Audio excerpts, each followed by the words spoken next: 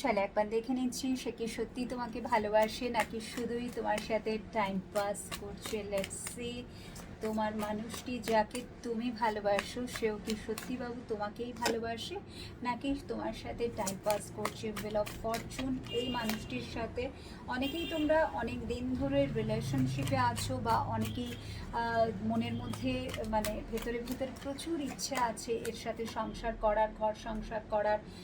এবং তার সাথে সাথে আরেকটা জিনিসও আমি দেখতে পাচ্ছি, এর জন্য তুমি কিন্তু তোমার ফ্যামিলিতে প্রচুর কথা শুনেছো শুধু এই রিলেশনশিপটাকে কন্টিনিউ করার জন্য, যাতে এই পার্সনটা তোমার জীবনে থাকে। সেই জন্য তুমি বাড়ির লোকেরা যদি এগেনস্টে হয়, যেটা এখানে আমি দেখতে পাচ্ছি যে ফ্যামিলির তরফ থেকে একটা প্রেশার আছে তোমার উপরে, বাট স্টিল তুমি কিন্তু সবার সব কিছু সহ্য করেই এর সাথে রিলেশনশিপ রেখেছো।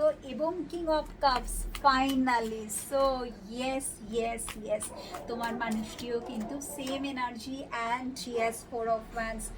এই পার্সন তোমাকে কিন্তু ভীষণভাবে ভালোবাসে, শুধু ভালোবাসে না, এর যে ইচ্ছে সেটা হচ্ছে তোমার সাথে ঘর বাঁধা, সংসার করা, একসাথে পথ চলা, সারা জীবনের জন্য কমিটমেন্ট দেওয়া, যেটা নাকি হুইল অফ ফরচুনের কার্ড, যেটা তুমি ভাবো ওনার মনের মধ্যেও কিন্তু আমি সেম এনার্জি দেখতে পাচ্ছি। So the answer is yes, say definitely তোমার সাথে কমিটমেন্ট মানে সরি খেলা খেলছে না, সে কিন্তু ট্রুলি তোমাকে ভালোবাসে। এখানে অনেকেরই তোমরা সোল কানেকশানে আছো এই মানুষটির সাথে, তোমার সোল একটা কন্ট্রাক্ট আমি দেখতে পাচ্ছি, যেটা নাকি আগামী দিনে ডেফিনেটলি তোমরা দুজনে মিলে হয়তো কোনো কাজ করবে। সোল কন্ট্রাক্ট মানে দুজনে মিলিতভাবে, ঠিক আছে, কিছু নিশ্চয়ই তোমরা করবে মাদার আর্থের জন্য, ইউনিভার্সের জন্য। সো এখানে টেম্পারেন্সের এনার্জি চলে এসছে, যেটা নাকি বলেই দিচ্ছে যে এই সম্পর্কটার কিন্তু হিলিং প্রয়োজন, যেটা নাকি ইউনিভার্স থেকে অটোমেটিক্যালি হচ্ছে।